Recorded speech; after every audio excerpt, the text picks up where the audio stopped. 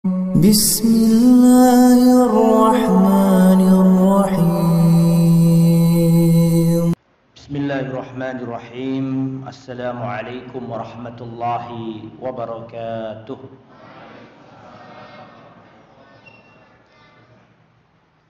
Innal hamdalillah nahmaduhu wa nasta'inuhu wa nastaghfiruh wa na'udzu billahi min syururi anfusina wa min sayyiati a'malina.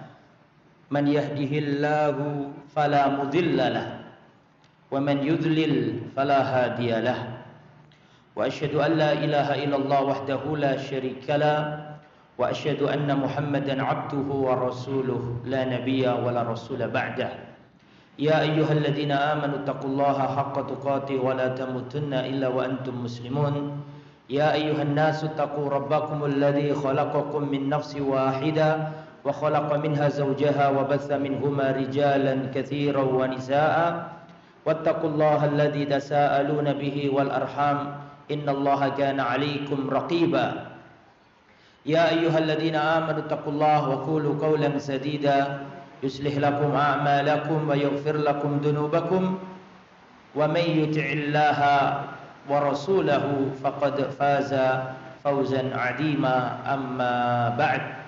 Fa inna asdaqal hadisi kitabullah wa khairal huda huda Muhammadin sallallahu alaihi wasallam wa syarral umuri muhdatsatuha wa kullu muhdatsatin bid'ah wa kullu bid'atin dhalalah wa kullu dhalalatin finnar. Wa ba'du. Ikhwatal iman, para hadirin jamaah Masjid Sunan Derajat Lamongan rahimani wa rahimakumullah. Alhamdulillah, Allah masih melimpahkan taufiknya kepada kita, nikmatnya kepada kita, sehingga pada malam hari ini kita dipermudah oleh Allah untuk berjalan menuju salah satu rumah di antara rumah-rumahnya. Mudah-mudahan rawuh panjenengan, datangnya panjenengan dari rumah ke tempat ini dicatat oleh Allah sebagai pemberat timbangan amal kebaikan di akhirat kelak.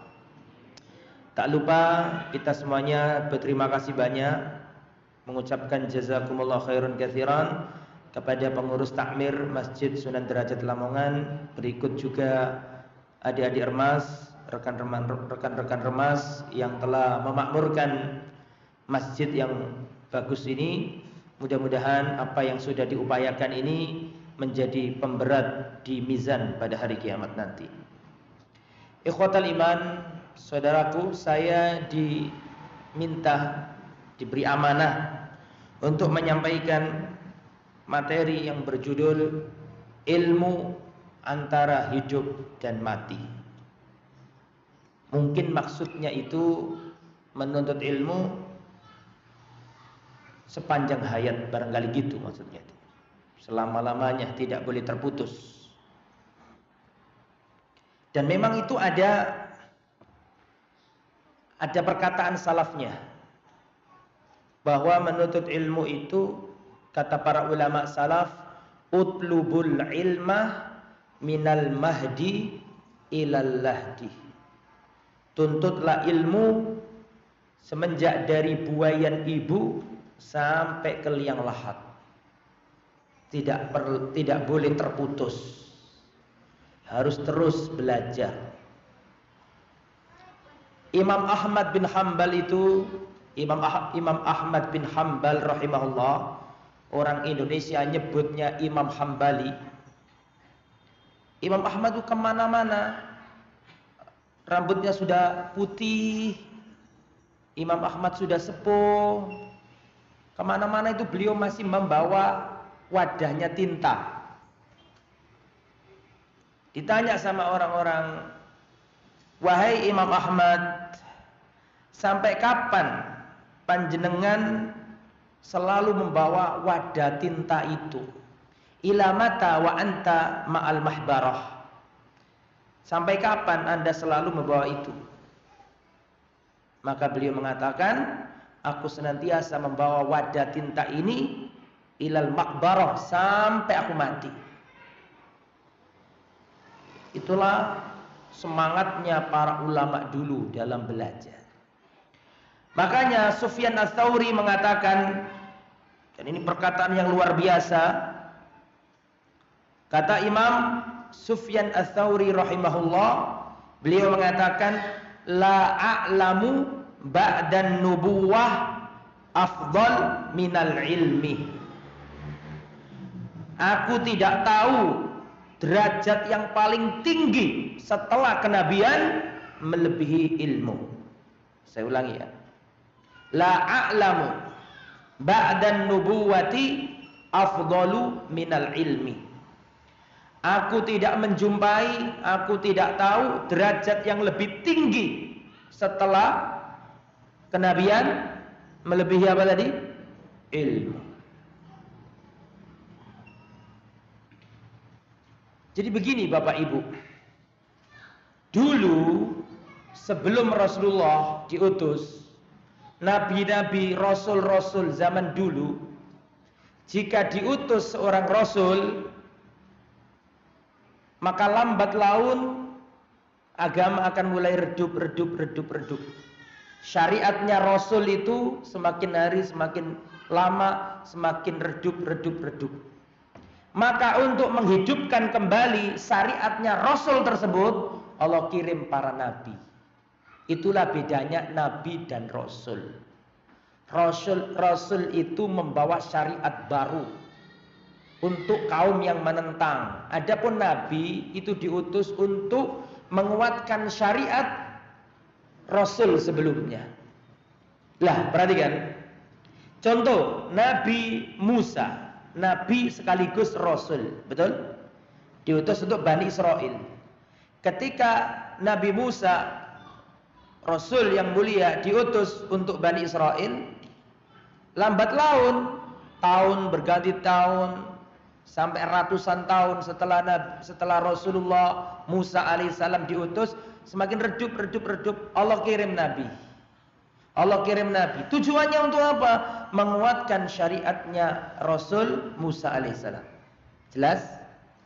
Lah, Rasulullah itu sudah nggak ada nabi setelahnya. Kan gitu kan? Nah, bedanya zaman dulu dengan sekarang apa? Kalau zaman dulu itu untuk menguatkan syariatnya Rasul, Allah kirim para nabi sesudahnya. Lah, zamannya Nabi Muhammad ini sudah nggak ada nabi. Maka peran kenabian diganti atau diembankan kepada para ahli ilmu. Paham maksudnya? Paham? Jadi kalau yang dulu itu dikirim nabi untuk menguatkan Rasul sebelumnya, kalau zamannya nabi sudah nggak ada. La nabiyya ba'di, nggak ada nabi setelahku, kata Nabi. Maka peran kenabian diemban oleh para ahli ilmu. Makanya dikatakan dalam hadis, innal ulama warasatul anbiya. Sesungguhnya orang-orang yang berilmu itu pewaris para nabi. Makanya penyair Arab mengatakan, ahlul hadis humu ahlun nabi, wa illam yashabu nafsahu anfasahu sahibu. Orang yang mempelajari hadisnya Nabi itu seperti keluarganya Nabi. Meskipun mereka tidak berteman dengan jasadnya Nabi, tapi mereka berteman dengan setiap untayan kata-kata yang keluar dari lisannya Nabi. Makanya panjenengan kalau ingin jadi keluarganya Nabi, ahli warisnya Nabi, harus mau nuntut ilmu. Harus. Perhatikan. Ketika Rasulullah wafat, para sahabat-sahabat senior banyak yang wafat. Abu Hurairah melihat manusia sudah tersibukkan dengan dunia. Abu Hurairah melihat orang sibuk di pasar jual beli, sudah mulai melalaikan agama. Maka Abu Hurairah mendatangi pasar. Dan Abu Hurairah mengatakan, wahai orang-orang yang ada di pasar, kenapa kalian masih di sini? Padahal di masjid sekarang warisan Rasulullah lagi dibagi-bagikan. Kok kalian masih di sini? Di masjid sekarang ada warisan Rasulullah sedang dibagi-bagikan. Kenapa kalian masih di sini? Namanya orang pasaran, orang ahli pasar. Ketika disebut warisan, langsung masuk di kepala mereka duit, sembako, emas, perak. Betul enggak? Ketika diomongi oleh Abu Hurairah, "Hei orang-orang pasar, kenapa kalian masih di sini? Tuh di masjid lagi dibagi-bagikan warisan Rasul." Semburat. Orang-orang itu keluar semuanya dari pasar pergi ke masjid semua. Sampai di masjid bingung orang penghuni pasar loh. Oh, gak ada apa-apa loh ini. Tidak ada emas dibagi, tidak ada dinar, tidak ada dirham. Kecewa nih mereka ini. Balik lagi ke pasar. "Ya Abu Hurairah, kata engkau ada warisan Rasulullah dibagi-bagikan di masjid." Gak ada, kami gak jumpai ada harta dibagikan. Kata Abu Hurairah, "Lalu apa yang kalian jumpai di masjid?" "Kami jumpai ada orang yang berzikir, membaca Al-Quran, ada yang meriwayatkan hadis, ngajari manusia ilmu agama." Kata Abu Hurairah, "Itulah warisan Rasulullah." Jadi antum duduk di sini, panjenengan duduk di sini tuh jangan dianggap remeh. Kita sedang menjadi pewaris para nabi.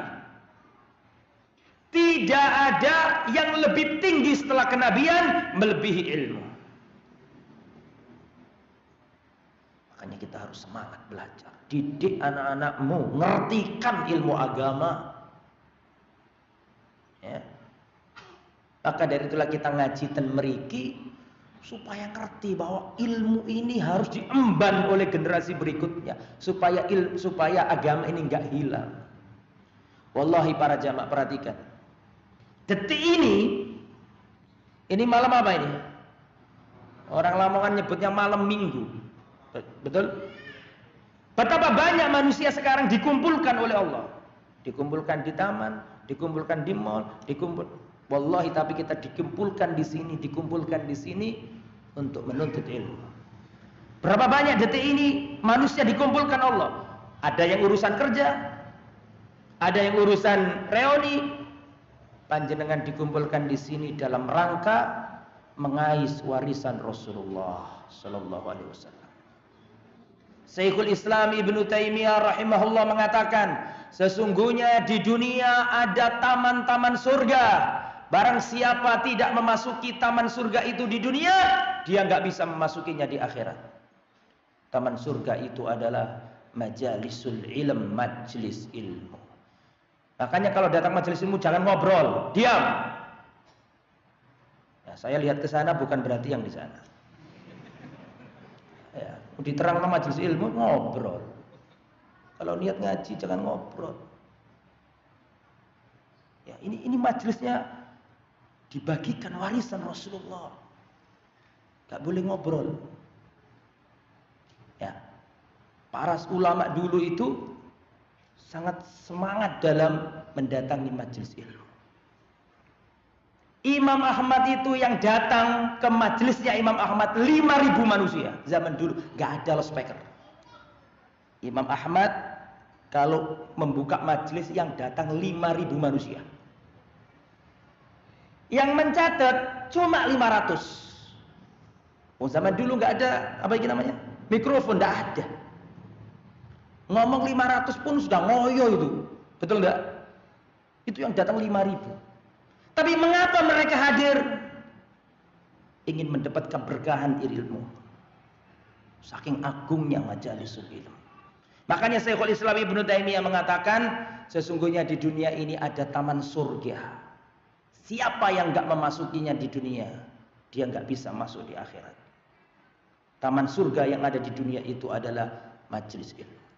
Rasulullah mengatakan, ya, Rasulullah sallallahu alaihi wasallam ya bersabda, "Wa man salaka tariqan yaltamisu fihi ilman sahalallahu lahu bihi tariqan ilal jannah." Barang siapa menempuh perjalanan untuk mencari ilmu agama, Allah mudahkan jalannya menuju surga. Bapak Ibu, seandainya menuntut ilmu itu nggak punya keistimewaan, cuma satu ini aja sudah cukup untuk meringankan langkah kaki kita untuk pergi ke majelis ilmu. Makanya kita harus semangat. Thalabul ilmi fardhatun ala kulli muslim.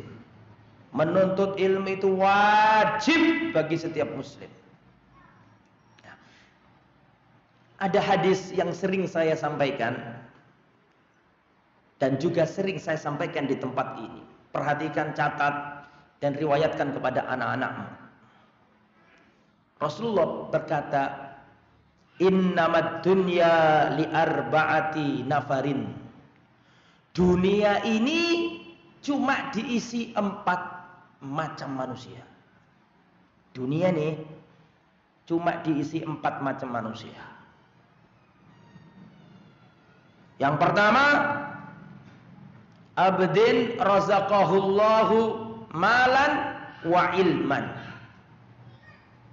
Seorang hamba yang diberi oleh Allah harta yang banyak dan ilmu yang banyak.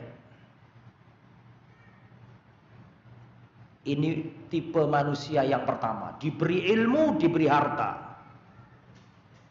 Wa huwa yattaqi fihi rabbahu, dan dia bertakwa kepada Allah dalam menjalankan hartanya. Menyambung tali rahimnya, menunaikan hak-hak Allah. Apa kata Nabi? Kata Nabi, hadza bi afdhalil manazil. Ini adalah seutama-utama manusia. Yang nomor pertama, diberi harta, diberi apa tadi? Ilmu. Wis soge semangat ngaji, Pak.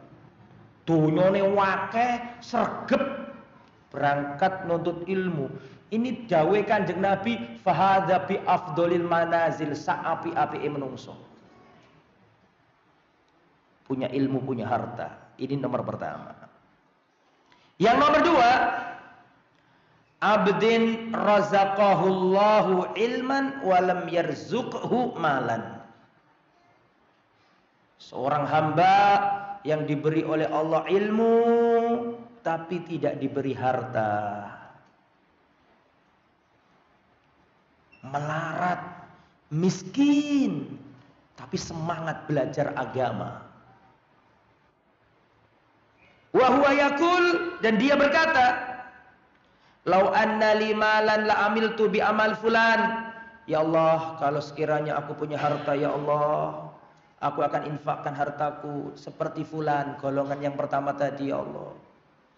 Fahuwa biniyatihi, meskipun orang nomor 2 ini hanya mengandalkan niat saja, fa ajruhu masawa, tapi pahalanya sama dengan yang pertama. Jelas tidak? Jelas? Yang nomor 3, abdin razaqahullahu malan walam yarzuqhu ilman. Yang nomor 3 nih, seorang hamba yang diberi oleh Allah harta tapi Allah tidak memberinya ilmu. Kaya raya, sugih, tapi nggak gelem ngaji, Pak.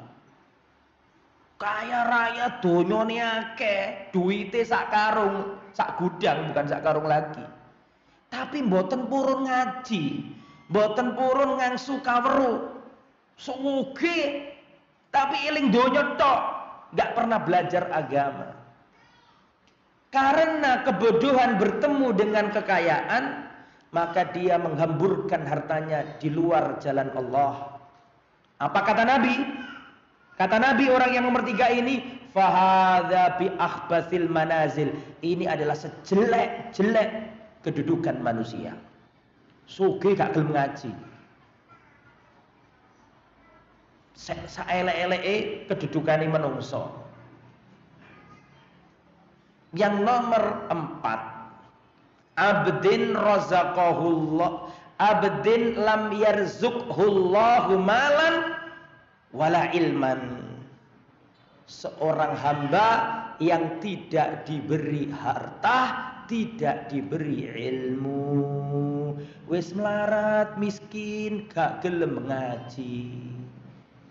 Melarat donya, melarat ten akhirat. Iki paling nemen iki. Ketika kebodohan bertemu dengan apa? Kemiskinan. Karena nggak punya ilmu, nggak punya harta, dia silau dengan yang nomor 3 dan dia berkata, ya Allah, kalau aku punya harta, dia nggak nyebut nama Allah, dia mengatakan kalau aku punya harta, aku akan gunakan hartaku seperti yang nomor 3. Beli mobil ini, beli villa ini, beli klub ini, dihambur-hamburkan seperti nomor 3 karena nggak punya ilmu dia.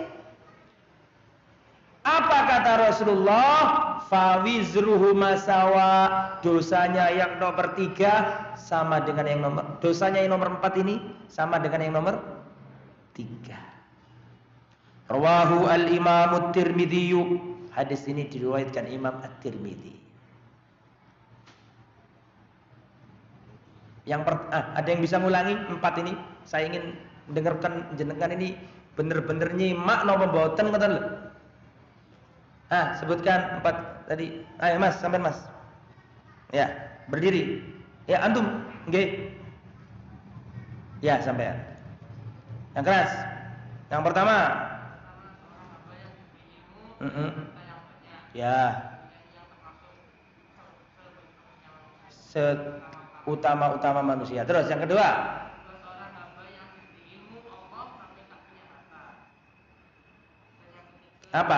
Apa terusannya? Dia berkata, ya Allah, kalau aku punya harta, aku akan infakkan hartaku seperti yang pertama, gitu kan? Terus pahalanya sama. Nomor 3. Apa kata Nabi? Sejelek-jelek manusia. Terus yang nomor 4. Terus dia mengandai kalau punya harta, aku ingin yang nomor 3. Terus kata Nabi, dosanya sama. Yang nomor pertama Pak, wis jelas itu. Sugih ilmune akeh, gitu. Top nomor 1 sudah. Yang nomor terakhir, gak duwe ilmu, gak duwe harta, wis gak usah dibahas, kebacut itu. Wis gak usah dibahas. Perhatikan yang nomor 2 sama nomor 3. Dan ini sudah sering saya sampaikan di tempat ini. Nomor 2 dan nomor 3. Yang nomor 2 tadi kan diberi ilmu, nggak diberi harta. Tapi karena dia punya ilmu, maka tergerak hatinya berdoa. Ya Allah, kalau aku punya harta, aku akan infakkan hartaku seperti yang pertama. Kan gitu tadi kan. Kata Nabi, pahalanya sama. Bandingkan dengan yang nomor 3. Perhatikan. Yang nomor 3 adalah orang yang diberi harta, tidak diberi ilmu. Orang yang nomor 3 tidak berkata, ya Allah, kalau aku punya ilmu, aku akan ajari manusia. Ngomong gitu enggak? Enggak. Mengapa? Karena untuk ngomong seperti itu butuh ilmu.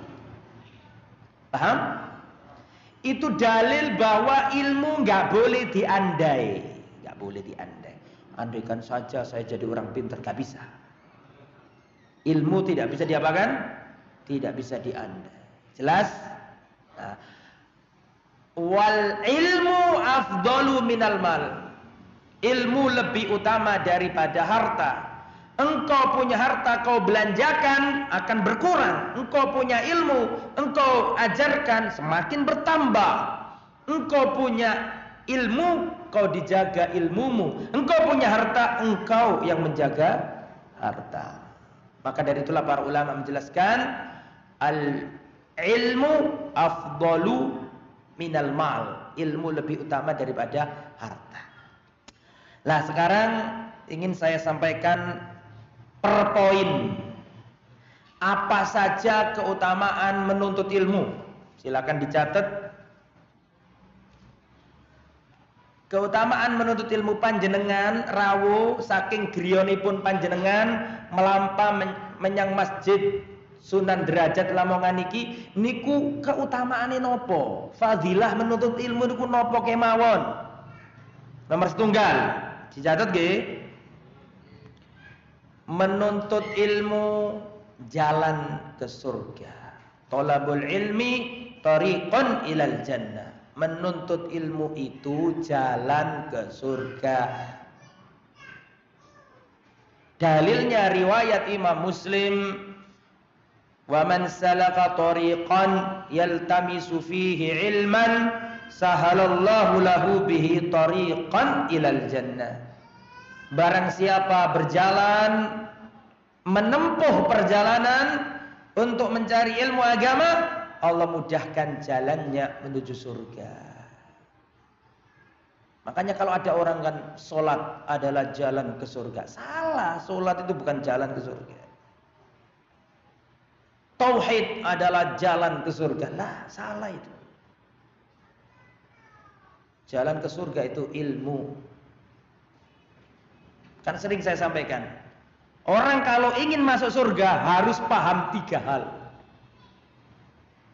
Harus paham jalan ke surga, harus tahu pintunya surga, dan harus punya kuncinya surga. Nah, saya ulangi ya. Siapapun yang ingin masuk surga harus ngerti 3 hal. Pertama, jalan ke surga. Kedua, pintunya surga. Ketiga, kuncinya surga. Saya mau tanya, tolong dijawab. Kalau saya misalnya dari desa saya, Ketapang Telu, Karangbinangun, saya pengen ke alun-alun Surabaya, alun apa? Lamongan. Alun-alun kan mriko nggih, alun-alun Lamongan. Kalau saya nggak pernah ke situ, atau bukan alun-alun, stadion aja, Stadion Surajaya. Kalau saya dari Ketapang Telu ingin ke Stadion Surajaya, langkah pertama yang harus saya ketahui apa? Jalannya tuh, nggih napa tuh? Ojo sampai kesasar. Sampai dekat harus ngulon malah ngetan. Kan kesasar iku jenenge. Betul apa enggak? Nah, sama orang kalau ingin masuk surga, yang pertama yang harus dia lakukan adalah harus tahu jalannya. Panjenengan saking Lamongan, pengen pergi ke JMP, Jembatan Merah Plaza. Panjenengan boten nate ke samriko, belum pernah ke sana. Yang panjenengan lakukan pertama kali apa kira-kira? Harus tahu jalannya. Nggih mboten? Lah sama orang masuk surga, pastikan dulu jalanmu bener, ojo-ojo ketelarak awakmu itu. Ngerti apa ketelarak itu? Ketelarak itu tersesat. Kudu bener dalane, cek gak kesasar. Supaya dalanmu mlebu surga gak kesasar, gelek ilmu sing tenanan. Makanya jalan ke surga itu menuntut ilmu. Sapa wong nek pengen mlebu surga, langkah pertama ngaji sing tenanan. Ngaji. Dalile pundi Ustaz? Ning gini ku wau riwayat Imam Muslim, "Wa man salaka tariqan yaltamisu fihi ilman, sahalallahu lahu bihi tariqan ilal jannah." Barang siapa menempuh perjalanan dalam rangka mencari ilmu agama, Allah mudahkan jalannya menuju surga. Ya, dengan menuntut ilmu ngeten niki Pak, panjenengan sumarep, oh niki haram, niki halal. Niki sesuai tuntunan Kanjeng Nabi, niki mboten sesuai tuntunan Kanjeng Nabi. Ini syirik, ini tauhid, ini sunnah, ini bid'ah, ini bagus, ini jelek, niki leres, niki mboten leres. Niku mboten saged dimangertosi kecuali tiyang niku kedapurun ngangsu kaweruh. Kudu gelem napa? Ngaji. Makanya ayat yang pertama kali Allah turunkan dari langit bunyinya bukan sholli sholato sapa sira, mboten. Piye carane salat? Ayat yang pertama kali Allah turunkan dari langit kepada Nabi Muhammad bunyinya bukan u'budullah, sembahlah Allah. Mboten. Piye carane nyembah nek adu ilmu ini? Makanya ayat pertama kali yang Allah turunkan dari langit tingkat 7 kepada Rasulullah bunyinya napa? Iqra, bacalah, Iqra bismi rabbikal ladzi khalaq, khalaqal insana min 'alaq, Iqra wa rabbukal akram alladzi 'allama bil qalam. Perhatikan, 'allamal insana ma lam ya'lam. Allah lah yang mengajarkan ilmu kepada manusia. Tuh kan? Jadi ayat yang pertama kali turun niku mboten perintah salat. Ayat yang pertama kali turun mboten perintah zakat. Ayat yang pertama kali turun boten perintah jihad. Ayat pertama kali turun boten perintah nikah, apalagi nikah dereng. Ayat pertama kali turun tentang ilmu. Soal iki dalan nang surga. Lah jalan ke surga itu ilmu. Tetapi orang berilmu belum bisa masuk surga. Cuma ero dalane tok. Harus tahu. Saya kalau mau ke JMP kan harus tahu jalannya dulu. Gini mboten? Kalau sudah nyampe JMP belum bisa masuk, harus tahu pintunya. Leres mboten? Lah, pintunya surga itu amal soleh. Ngoten lho. Amal soleh, salat, bakti nang wong tuwa, sedekah, poso. Sapa wong sing ahli salat diceluk pintu salat. Wong sing padha salat, mlebu rene yo. Wong sing poso diceluk nduk pintu poso. Wong ahli poso rene yo mlebu nang gone pintuku iki. Wong sing ahli sedekah diceluk nduk pintu sedekah. Wong sing padha ahli sedekah mrene yo mlebu rene. Lan ana wong iku sing wong siji tapi diceluk sekabehane lawang. Kabeh lawang nyeluk. Paham maksud kula? Nah, tapi tahu pintunya surga belum bisa masuk. Soalnya sik ketutup. Kudu duwe napa? Kunci. Lah kuncine surga la ilaha illallah Muhammad Rasulullah. La ilaha illallah artinya apa? Kudu tauhidmu bener, gak boleh ngelakoni syirik. Muhammad Rasulullah artinya ibadahmu sesuai sunnah, ojo ngelakoni bid'ah. Ilmu muwakeh iku sik ero dalan tok. Amal muwakeh sik ero lawang tok durung oleh kunci. Tapi nek tauhidmu bener, ibadahmu sesuai tuntunan Nabi, baru oleh kuncine surga. Saged mlebet surganipun Allah. Lho ngeten niki nek sampean gak ngaji mboten ngertos. Nggih napa mboten? Jawaban ta. Nggih napa mboten? Sinten yang di luar enggak kepanasan mboten? Nah. Jadi gitu nggih, niki baru apa tadi? Keutamaan yang pertama. Menuntut ilmu adalah apa tadi? Jalan ke surga. Nek gak ngaji kesasar, Pak. Setan niku seneng nek ana wong ahli ibadah tapi gak gelem ngaji. Wah, senenge pol. Kula bangsuli malih iki. Setan niku seneng nek ana wong ahli ibadah tapi gak nuntut ilmu, seneng tinggo dulinan setan. Wong nek ahli ibadah tapi gak gelem ngaji, hati-hati tinggo dulinan setan. Wong nek kadang-kadang tiyang niku perhatosaken. Ana wong ahli maksiat pengen tobat. Dia tobat ngelakoni amal soleh, bendino salat wengi, tapi gak gelem ngaji deh.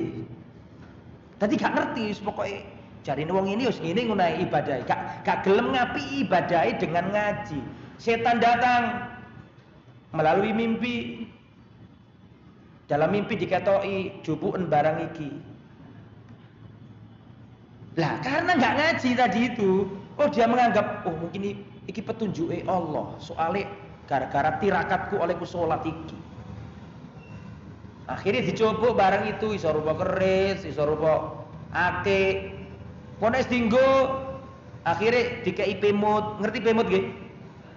Gak ngerti, arek nom-nom gak ngerti. Basa Lamongan kan pemut niku.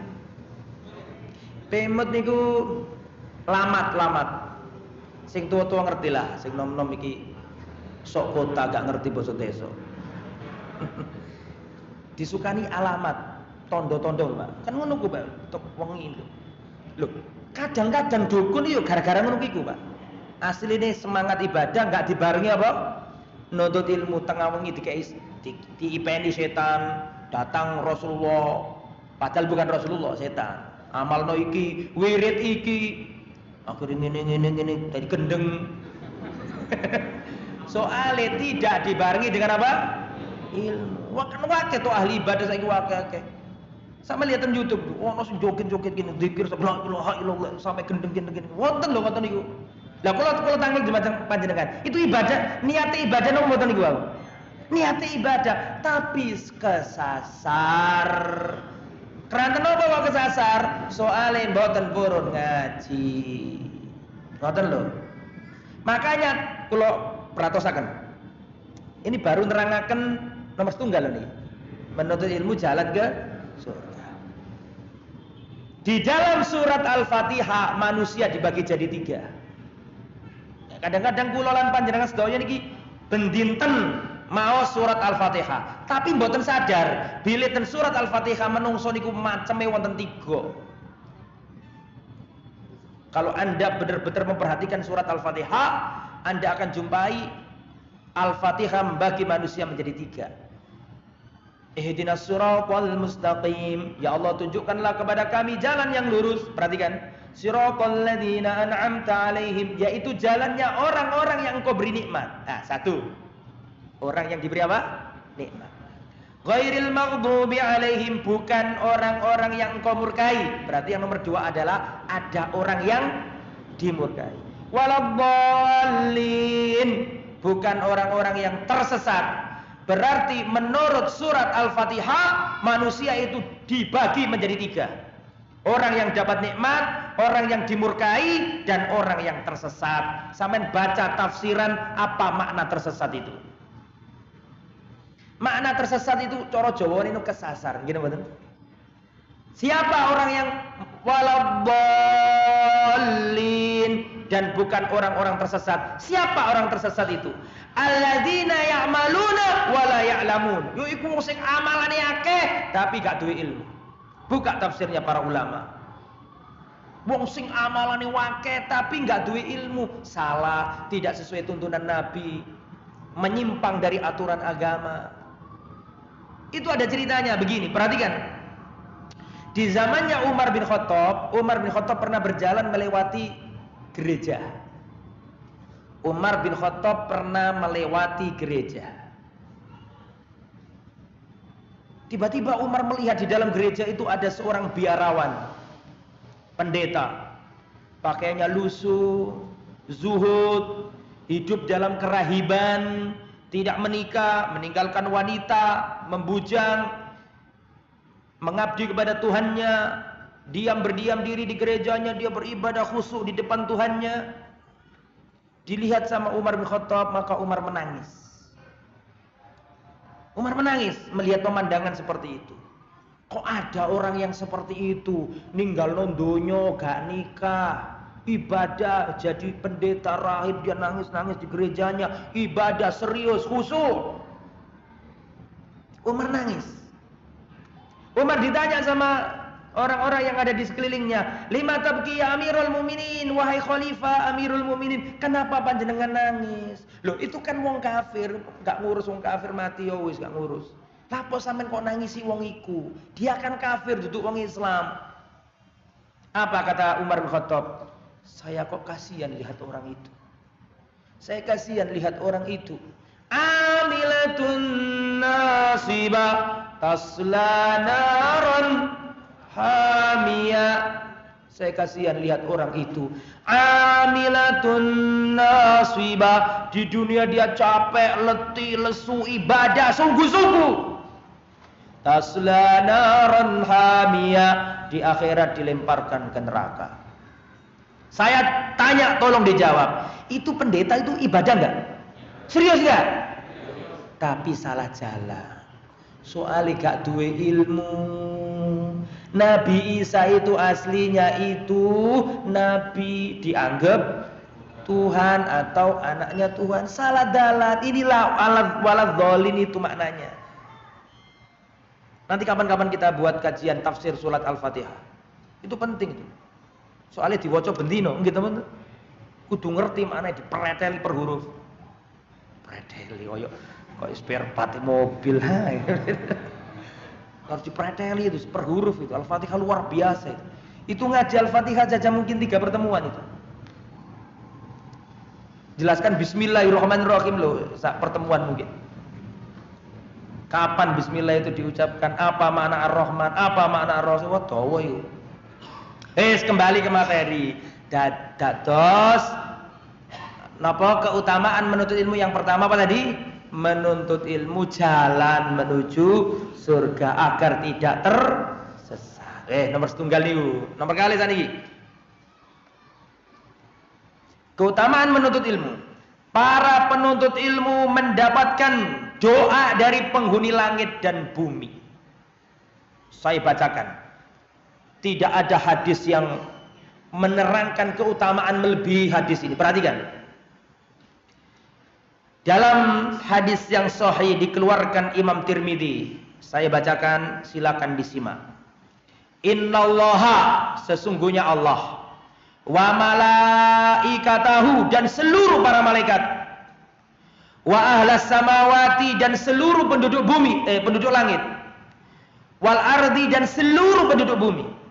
Saya ulangi ya, sesungguhnya Allah ditambah seluruh para malaikat. Sampean tahu jumlahnya malaikat? Enggak tahu. Wa ahlas samawati, dan seluruh penduduk langit. Tahu penduduk langit jumlahnya? Siapa penduduk langit? Para malaikat. Wa ahlal ardi, dan seluruh penduduk bumi. Perhatikan, Nabi enggak mengatakan manusia. Yang dikatakan Nabi apa? Penduduk bumi, berarti manusia, hewan melata, semuanya masuk. Hatta namla fi juhriha, sampai semut-semut yang ada di lubangnya. Apakah panjenengan sumerep jumlahnya semut yang ada di muka bumi? Satu lubang aja ada ribuan, betul apa enggak? Hatta namla fi juhriha, sampai semut-semut yang ada di lubangnya. Wa hattal hut, sampai ikan-ikan yang ada di samudra. Semuanya itu Allah, para malaikat, seluruh penduduk langit, seluruh penduduk bumi, sampai semut-semut yang ada di lubangnya, dan sampai ikan-ikan yang ada di air. La yusalluna ala muallimin nasil khaira. Semuanya itu mendoakan orang-orang yang mengajarkan kebaikan, yang menuntut ilmu dan yang mengajarkan ilmu. Subhanallah. Nek sampean ikhlas, teko omonge sampean nanggone Masjid Sunan Derajat, nek sampean ikhlas didongakno semut-semut. Mboten wonten ibadah sing kaya ngoten iku, mboten wonten. Makane ojo males ngaji iku. Ajaan anakmu, ajaan tonggomu. Sampean iso ngejak tonggo sampean siji tok, waduh pahalanya luar biasa itu. Ojo sungkan. Ojo sungkan ngejak koncone, ayo tak jak ngaji. Enak ndukune Sunan Derajat itu. Enak apa nih Masjid ASEAN ngono lho Pak, maksudnya iku. Semangat. Iku nek elok sampean jak ngaji sampai ngerti, waduh, sampean dapat pahala banyak. Ya, dawuh Kanjeng Nabi, la ayahdiyallahu bika rajulan wahidan khairun laka min khumurin na'am. Seandainya Allah memberi hidayah kepada seseorang melalui tanganmu, itu lebih baik bagi dirimu daripada kamu memiliki unta merah. Unta merah pada zaman itu harta termahalnya orang Arab. Ana wong gak gelem salat, jarang-jarang salate, sampe didik-didik, jangan rene. Maksudnya didik kok didik-didik wonge ngono aja. Sampeyan ayo aku nandi ngaji. Ah males aku. Ayo tak aku, ayo ngandok saya tak andokno Pak bakso. Tak apa. Tapi nek sampean ngejak wong iku mang, sampai wong iku mang gelem ngaji, sampai gelem salat, wallah pahalanya luar biasa. Sampean mati loh oleh kiriman. Soal itu termasuk ilmu yang bermanfaat. Ojo diremehno iku. Ya, ojo diremehno. Nah, jadi ini Pak, dapat doanya malaikat, penduduk langit, penduduk bumi, sampai apa? Semut-semut yang ada di lubangnya, sampai ikan-ikan yang ada di samudra mendoakan orang yang mengajarkan ilmu dan yang belajar ilmu. Apa ada ibadah yang seperti itu? Ampun, Masjid. Soalnya apa Pak? Soalnya nuntut ilmu itu ibadah yang kebaikannya itu akan berkembang. Nek sampean sholat tahajud, itu pahalanya wis kanggo sampean to, ngono lho. Makanya kata para ulama, pahala yang menuntut ilmu jauh lebih baik daripada sholat malam.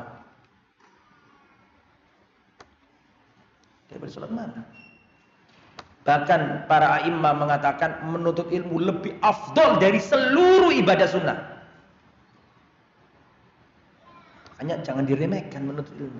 Soalnya wong nek nuntut ilmu itu sampean oleh ilmu, ngerti ilmu, sampean boleh-boleh, sampean ajar nang anak sampean, nang putu sampean, terus berkembang Pak. Nanti anake sampean ngajar nang anake, putu sampean ngajar nang anake, terus gak putus-putus. Nek sampean salat tahajud yuk pahalanya gede, tapi kanggo sampean tok. Paham maksudnya? Makanya menurut ilmu ini luar biasa pahalanya. Sampai ditungakno napa niku wau? Iku nek elo. Terus nomor berapa ini sekarang? Nomor 3 nggih.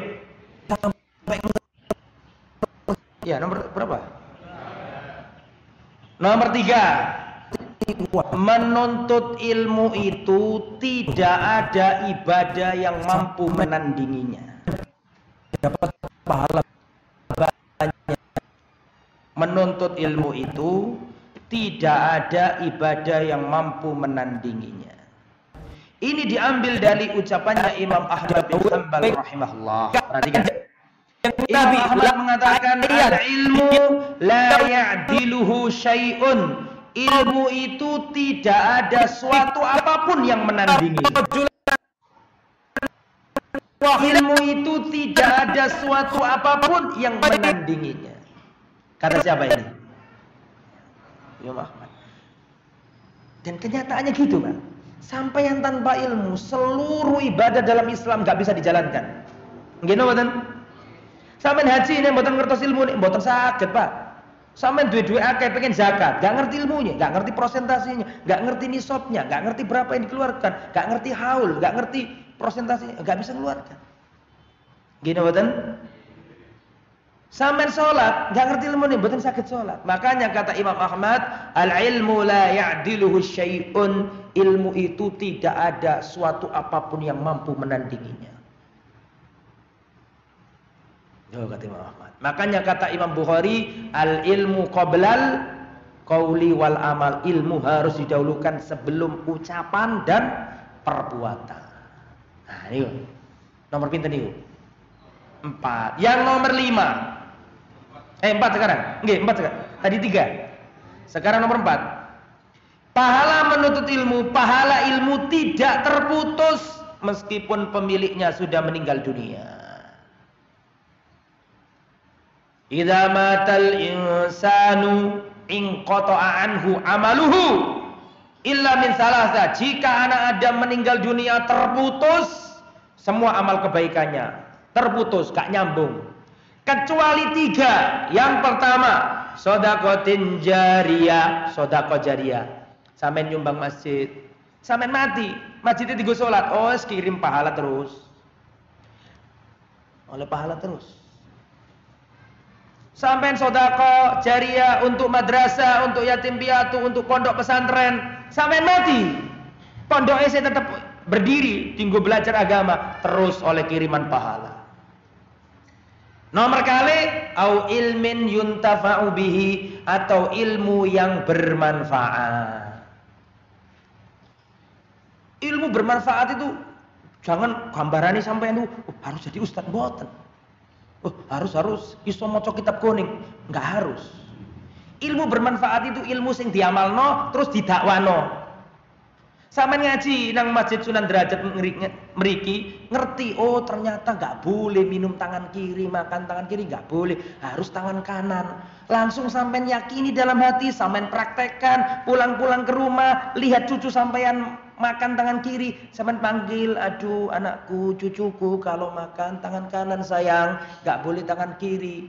Terus cucu sampeyan makan tangan kanan. Dan terus dipraktekkan dan nanti diajarkan nang orang tuanya, nang apa? Anaknya. Itu meskipun sampean wis mati. Kain kafan panjenengan sudah terkoyak, tulang belulangnya panjenengan sudah remuk, pahalanya ngalir terus. Sampean ajari anak sampean alif, ba, ta, sa, sampai anak sampean iso maca Al-Fatihah. Setiap kali anak sampean maca Al-Fatihah terus oleh kiriman pahala. Makanya ojo sampai pahalamu direbut guru TPA. Meskipun kula ni dosen ngajar mahasiswa, tapi guru sing paling hebat itu guru TPA. Wis pahala diborong kabeh wis. Apa maca Al-Fatihah oleh pahala terus. Ojo ngremeno guru TPA. Itu pahalanya gak mufakat itu. Jare wong lamongan gak pakat itu pahala.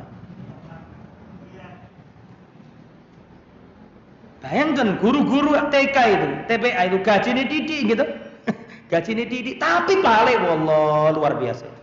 Makanya jangan ngeremehno guru TPA itu. Itu pahala, ladang luar biasa itu. Ngajari anak manusia untuk bisa membaca firman Tuhannya.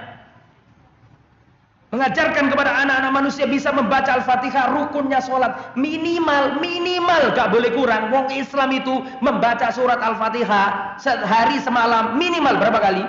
17 kali. Nah kalau anak sampean iso Al-Fatihah, sampean yang ngajari, betapa banyaknya pahala sampean. Setiap anak sampean maca Fatihah oleh pahala.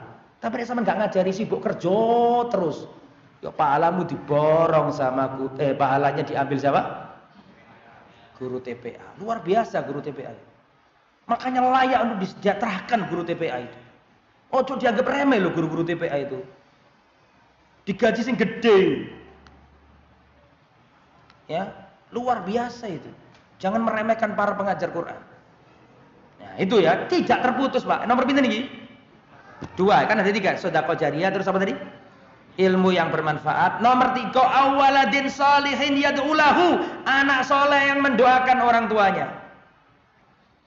Makanya Pak, prosesaken ucapan kula niki, uwong iku nek mati, Allah beri usia yang tersisa.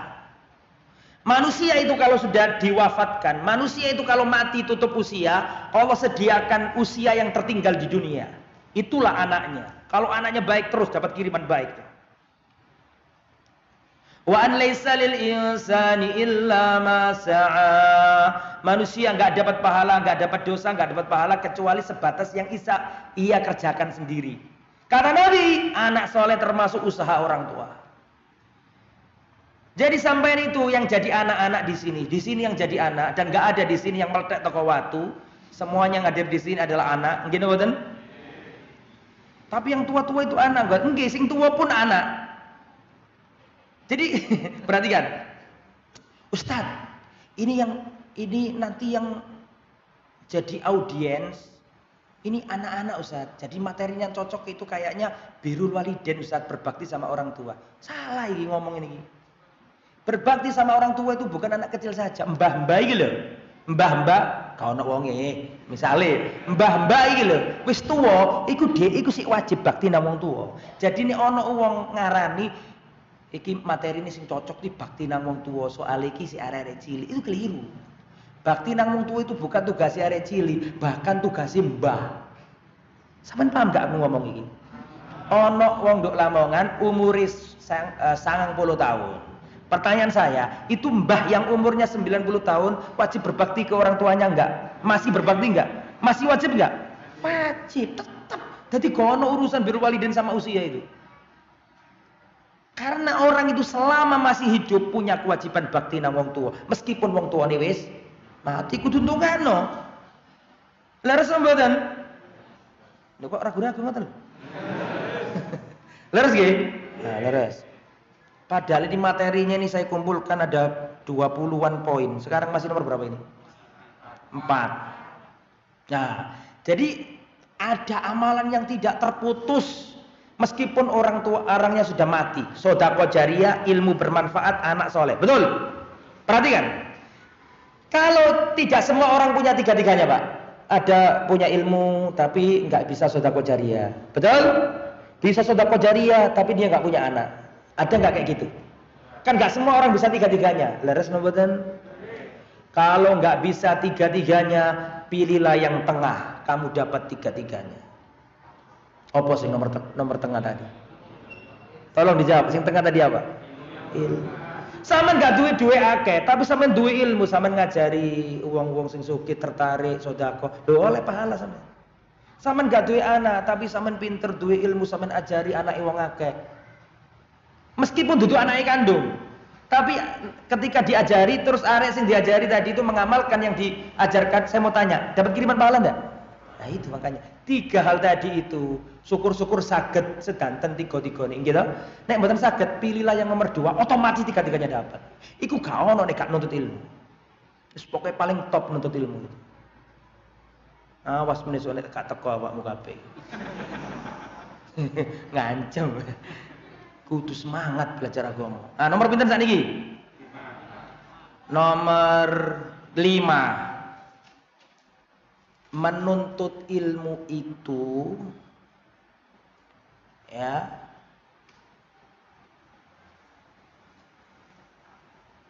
Orang yang menuntut ilmu akan diangkat derajatnya oleh Allah.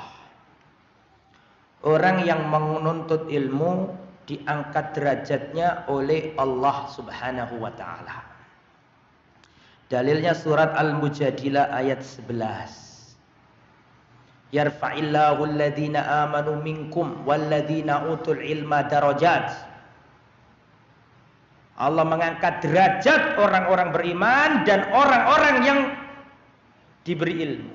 Allah mengangkat derajat orang-orang yang beriman dan orang yang berilmu. Orang yang berilmu pasti, tidak mungkin tidak. Orang berilmu pasti diangkat derajatnya oleh Allah. Ini sering saya tanyakan dan saya tanyakan sekarang. Tolong dijawab. Yang pertama kali menciptakan mesin uap siapa? Angkat tangan lah, ojo. Ayo.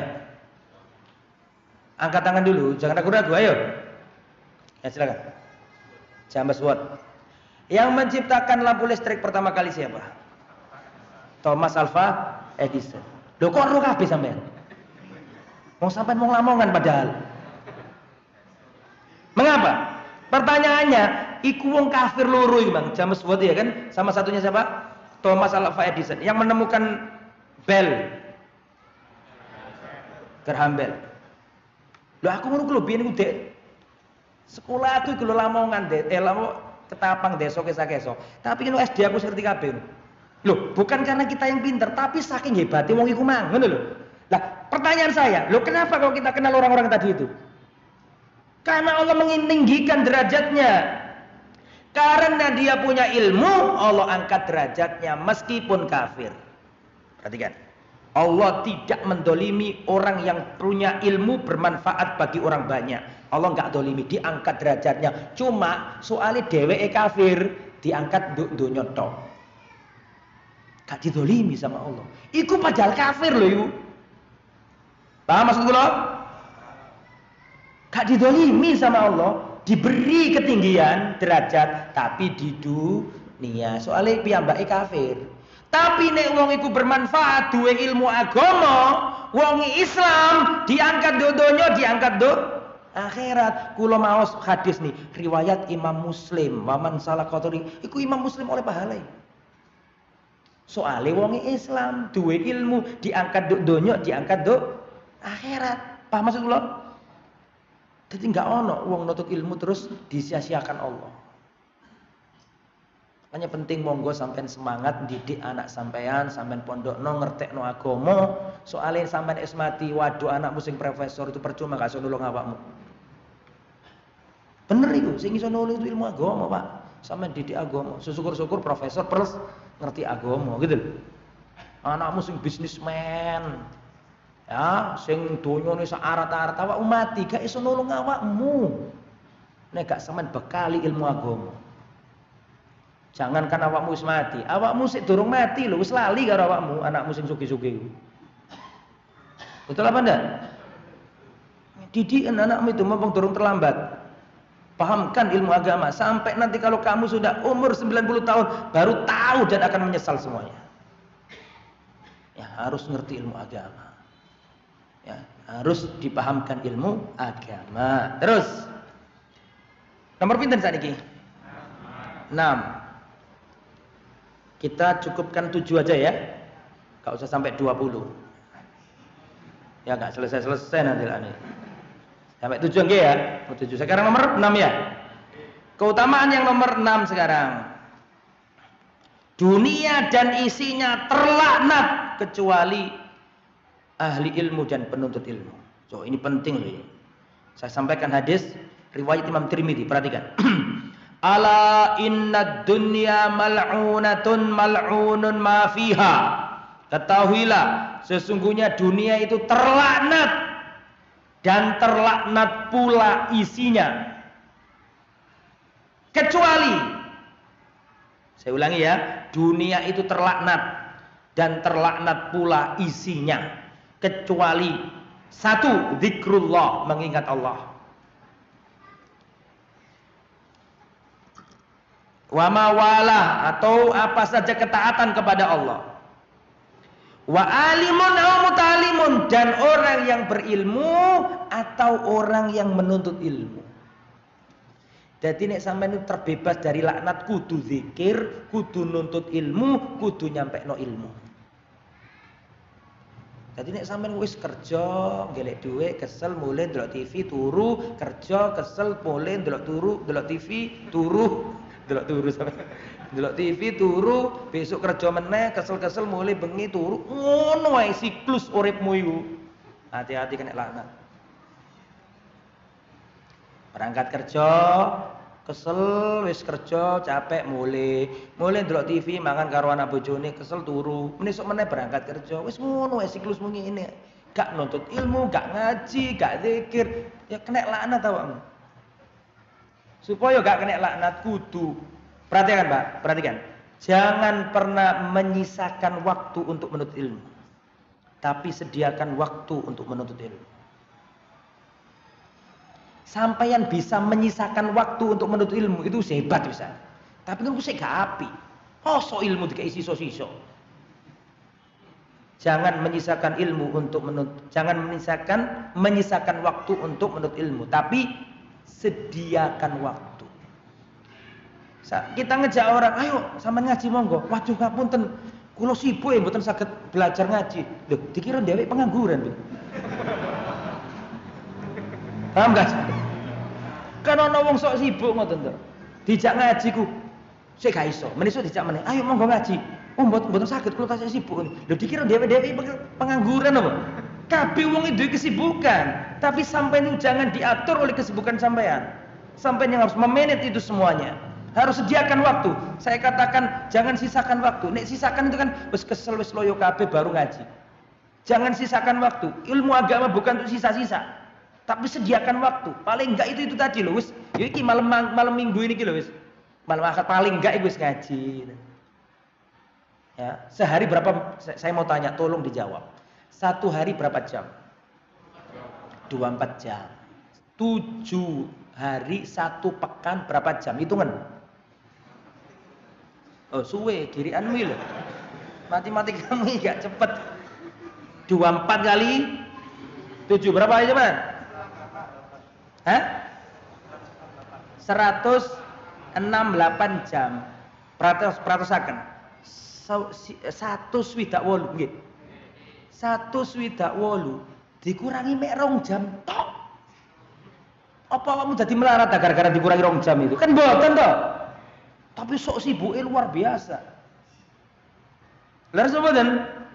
168 jam dikurangi 2 jam tok. Masih ada berapa?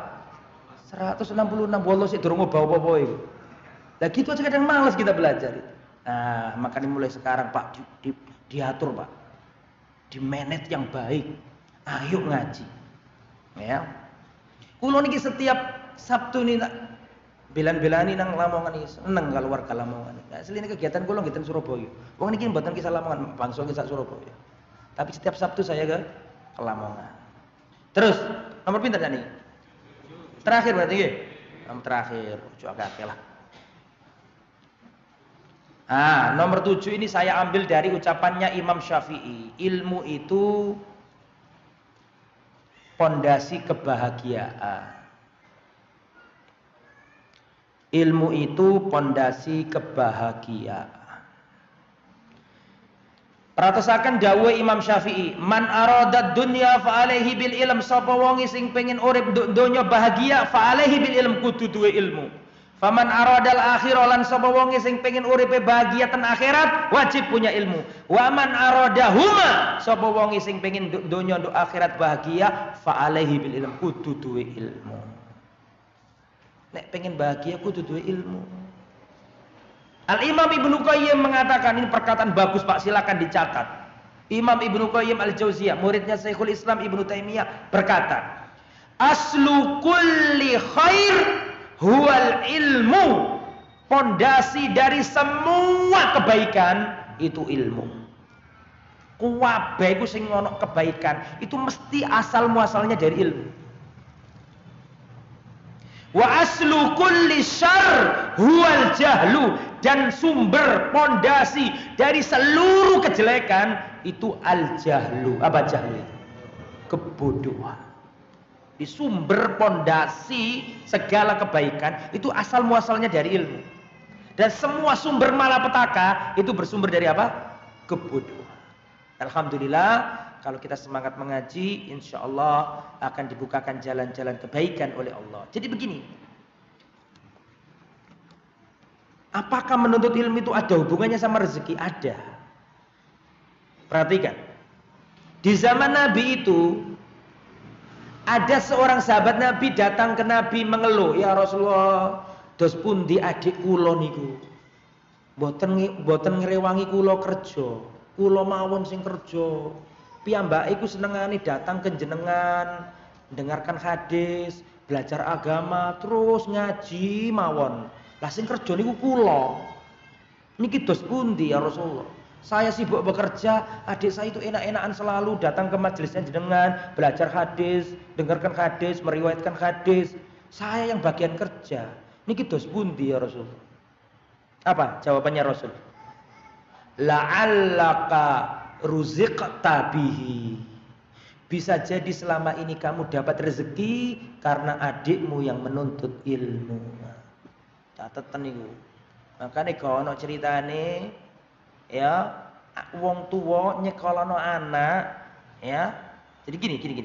Kadang-kadang ini ada orang tua itu mau nyekolahkan anaknya itu, waduh, tak mampu aku. Jangan. Anakmu iku sono rezeki ini ditanggung Allah. Apalagi nuntut ilmu itu mendatangkan apa tadi? Menurut hadis tadi itu mendatangkan rezeki. Uang itu nek nolong agamane Allah, niate tulus ikhlas, oh ditolong sama Allah. Sampeyan nggih ngoten pondokno anakmu iku. Sampeyan pondokaken anake panjenengan, ngertekno ilmu agama. Ya nek sampeyan mati, perhatikan Pak, nek sampeyan wis umur-umur sepuh, sampeyan iso ngrasakno manfaate duwe anak sing saleh.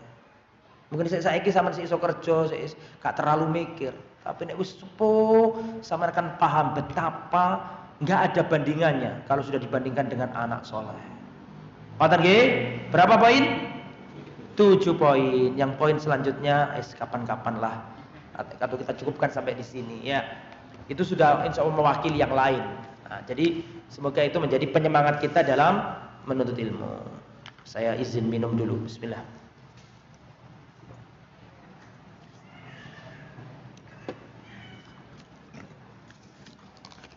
Pertanyaan pertama.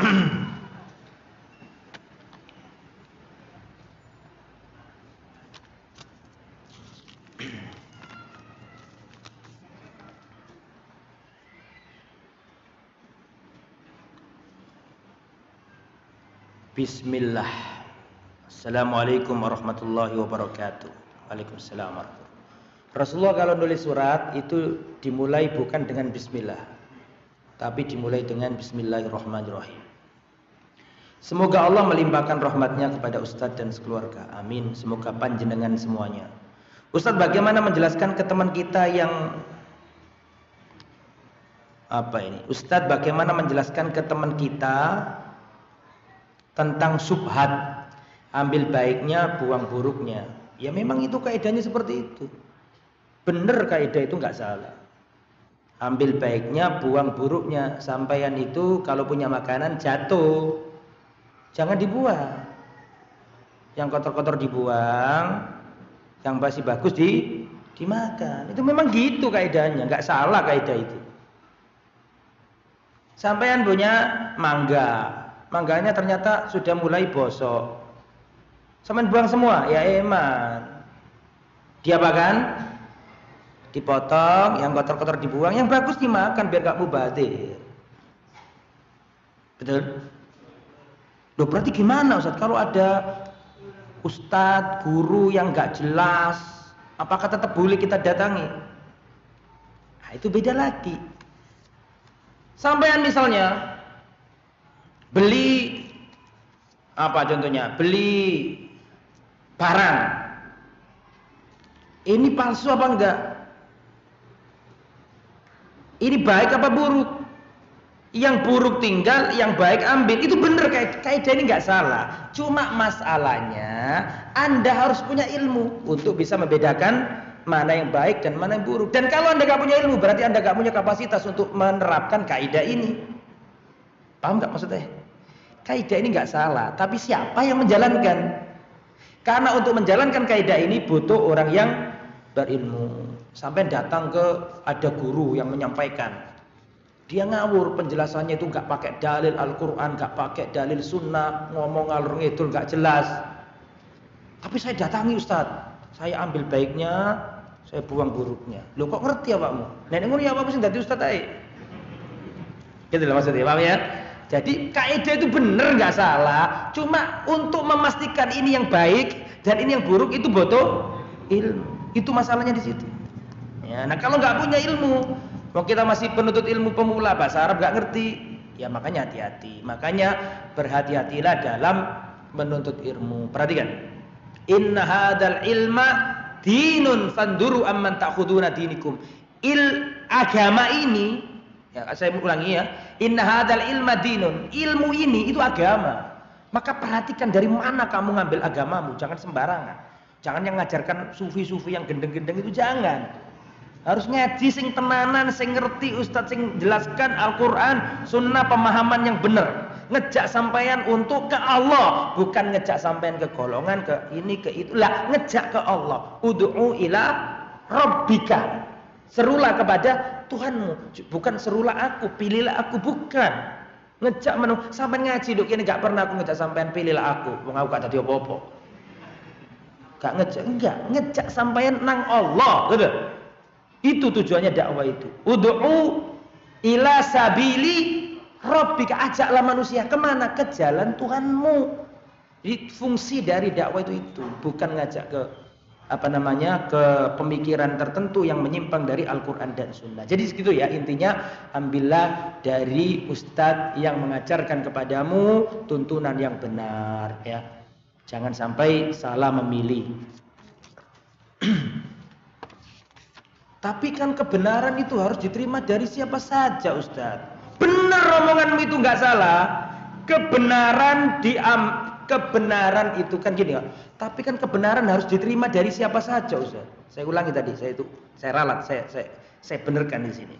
Ustadz, tapi kan kebenaran harus diterima dari siapa saja Ustadz. Benar omonganmu nggak salah. Kebenaran diterima dari siapa saja. Tapi kebenaran jangan dicari dari siapa saja.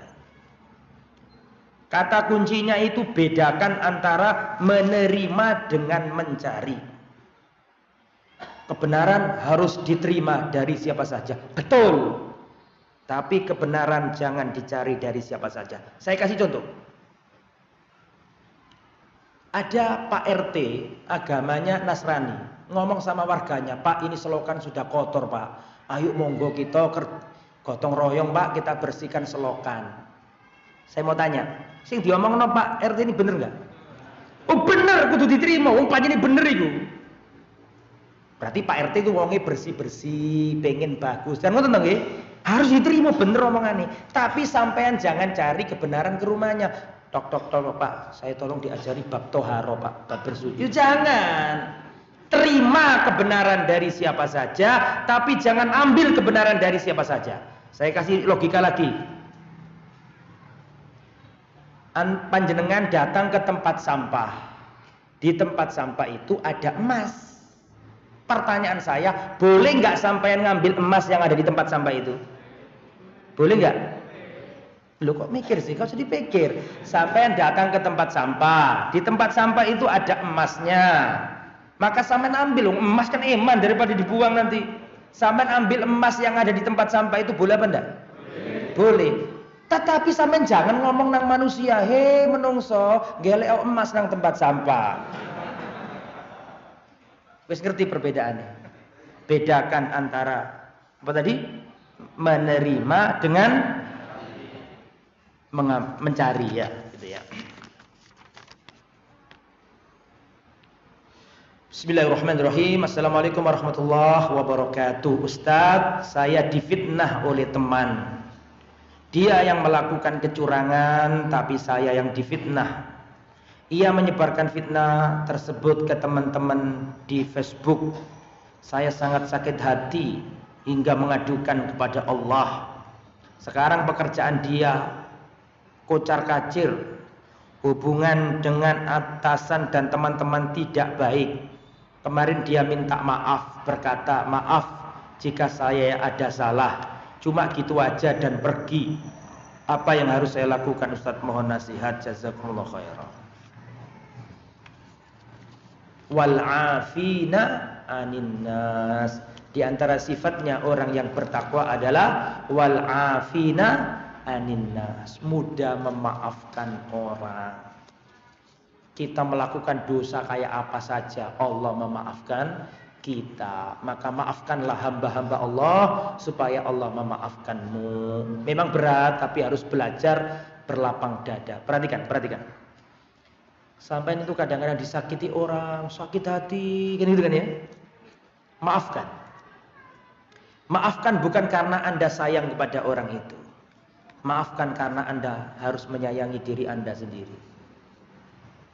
Paham gak aku ngomong ini? Memaafkan itu tidak karena orangnya itu layak dimaafkan apa enggak. Memaafkan itu karena diri kita terlalu berharga untuk sakit hati terus. Maka kasihanilah dirimu dengan banyak-banyak minta maaf. Apalagi sing tua-tua itu. Ojo turu kecuali hatimu putih. Jangan tidur kecuali, loh, ada amalan istimewanya para sahabat Nabi. Ada sahabat Nabi yang dijamin masuk surga. Ada sahabat Nabi yang heran, amalan apa yang ia miliki itu. Dia menginap di rumahnya 3 hari. Gak ada amalan istimewa, gak ada puasa sunnah, gak ada sholat sunnah, biasa aja. Heran. Saya sebenarnya kesini ini ingin mengetahui amalan apa yang istimewa, tapi saya nggak jumpai yang kamu miliki. Tapi kata Nabi kamu masuk surga. Saya nggak punya amalan tertentu, hanya saja tidaklah malam hari kecuali aku ikhlaskan hatiku untuk seluruh kaum muslimin. Aku maafkan orang yang menyakiti diriku. Aku putihkan hatiku. Paham? Nah, makanya maafkan ya. Maafkanlah agar kita dimaafkan Allah Subhanahu wa taala. Assalamualaikum Ustaz. Waalaikumsalam warahmatullahi wabarakatuh. Semoga Allah selalu memberikan kesehatan kepada Ustaz dan keluarga, amin. Semoga panjenengan semuanya. Bagaimana hukum mempelajari ilmu filsafat yang berisiko kesesatan? Lalu bagaimana menyikapinya karena mata kuliah termasuk wajib? Iya, gak boleh kita belajar ilmu kalam, ilmu filsafat, Aristoteles, Socrates, Plato. Ya, itu kan masuk ke dunia Islam di zamannya dinasti Abbasiyah. Ya, di antara yang jadi Khalifah Al-Ma'mun, beliau terjemahkan dalam bahasa Arab. Jadi Imam Syafi'i juga melarang belajar ilmu kalam. Ya, wallahu a'lam. Assalamualaikum Ustaz. Waalaikumsalam warahmatullahi wabarakatuh. Bagaimana kalau usia saya sudah tua? Apa telat menuntut ilmu? Tidak ada telat menuntut ilmu. Para sahabat Nabi itu masuk Islam, itu ada yang umurnya 40 tahun. Sahabatnya Nabi ada yang masuk Islam umurnya 30 tahun. Tapi mereka menjadi menara-menara ilmu pengetahuan. Paham? Jadi ulamanya sahabat. Jadi tidak ada kata terlambat. Sedangkan kalau datang kajian ngantuk terus Ustaz. Oh, cocok ngantuk ibu bang. Kalau belajar sendiri jarang masuk, gimana nasihatnya Ustaz? Bu, ibu atau bapak ini wallahu a'lam. Allah tidak mewajibkan Anda untuk menjadi orang pintar. Tapi Allah mewajibkan Anda untuk menjadi seorang yang mau menuntut ilmu. Cekelan omonganku. Saya itu punya banyak mahasiswa, ada yang aremu males pol, tapi pinter. Nilainya wapi. Saya punya mahasiswa itu Pak, wallah, mohon maaf Pak ya, gua pinter belas. Nilainya welek Pak. Tapi subhanallah, siang malam dia belajar. Menghafal, setoran. Kalau di kelas sering saya marahi. Itu ketika dia lulus itu cerita sama saya. Dulu Ustadz pernah marahi saya di kelas. Saya pura-pura ke kamar mandi. Itu di kamar mandi saya nangis. Dipelajari sulit, tapi subhanallah, saya lihat itu Pak, dari Isya Pak sampai tengah malam belajar terus. Perhatikan, mungkin nilainya akademik bagus, oh anak yang malas tadi itu. Tapi di sisi Allah, pahalanya besar yang ini. Sampai paham maksud saya? Allah tidak mewajibkan Anda jadi orang pintar, karena ilmu pengetahuan itu seperti rezeki, tergantung Allah memberikan rezeki kepada siapa. Paham maksudnya? Allah tidak mewajibkan kita jadi orang pintar, tapi Allah mewajibkan kita untuk mau menuntut ilmu agama. Jelas ya? Ada orang ilmunya banyak, tapi belum tentu pahalanya lebih banyak. Paham gak? Nah, tapi jadi ngantuknya sampean itu kalau jihad fisabilillah sampai ngantuknya gini semangat gini, wudu ngantuk lagi, semangat lagi. Nah, itu soleh pahala itu sampean. Wis alhamdulillah itu sebelum ngaji. Timbangane gak blas. Wis oleh pahala. Ya. Terakhir, kertas yang terakhir. Assalamualaikum warahmatullahi wabarakatuh. Saya pernah mendengar hadis tentang Islam terpecah menjadi 73 golongan. Semua di neraka kecuali mereka yang beragama sesuai dengan pemahaman para sahabat. Bagaimana kita menjadi golongan yang selamat, karena semua golongan dalam Islam mengaku mengikuti pemahaman para sahabat? Mohon penjelasannya. Enggak semua. Semua mengakui Al-Quran dan Sunnah, tapi enggak semua setuju dengan pemahaman sahabat. Rasulullah SAW mengatakan, wasataftariku hadil umma ala 73 millah. Umat ini akan terpecah menjadi 73 golongan. Kulluhum finnar, semuanya masuk neraka. Illa millah wahidah, kecuali satu golongan yang selamat. Rasul ditanya, siapa golongan yang selamat itu? Kata Nabi, ana alaihi wa ashabi. Kata Nabi, orang yang berpegang teguh dengan ajaranku dan ajaran para sahabatku. Makanya instrumen untuk memahami Al-Quran dan Sunnah harus sesuai dengan pemahaman para sahabat. Semua sekte dalam Islam, semua Al-Quran dan Sunnah, kecuali Syiah, Mu'tazilah Al-Quran Sunnah, Khawarij Al-Quran dan Sunnah. Apalagi Khawarij ini apal Quran, ya kan? Mu'tazilah, Murji'ah, Khawarij, Qadariyah, ya, Sufi, semua pakai Al-Quran dan Sunnah. Tapi kenapa kok mereka berpecah belah? Karena mereka nggak menggunakan instrumen untuk memahami Al-Quran dan Sunnah. Dan instrumen untuk memahami Al-Quran dan Sunnah adalah harus sesuai dengan pemahaman para salafus saleh, yaitu para sahabat Nabi. Mana dalilnya Ustaz? Perhatikan. Rasulullah mengatakan, "Waman ya'ish minkum ba'di fasayara ikhtilafan katsira." Barang siapa yang hidup setelah aku mati, dia akan melihat perpecahan yang sangat banyak. Jadi perpecahan ini sudah dikabarkan Nabi. Nabi sudah mengatakan, "Waman ya'ish minkum ba'di fasayara ikhtilafan katsira." Barang siapa yang hidup setelah aku mati, dia akan melihat perselisihan yang sangat banyak. Lah umat Islam itu apal ininya, penyakitnya yang diapal. Nabi mengabarkan bahwa nanti setelah kematiannya ada penyakit menimpa umat ini.